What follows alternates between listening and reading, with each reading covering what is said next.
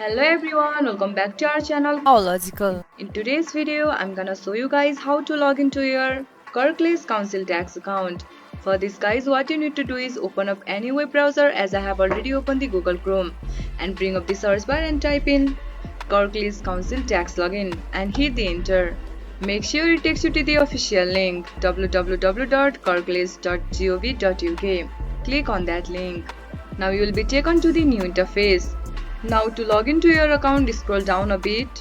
See over here you can see the login to add a council tax account. Click on that button. It might take a while to loading, wait for it. You will be taken to the new interface, which is login page. Now at the right side you can see the login form. Over here you need to enter your email address. Similarly enter your password over here. And once you click on login button, then you will be easily access your account. In case if you forgot your password, just click on reset your password, then you will be easily reset your password. If you don't have any account of Kirklees, just click on register button to create a new account. This much for today guys.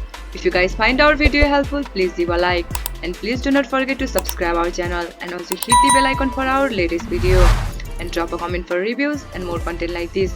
I'll see you guys again in our next video. Thank you for watching.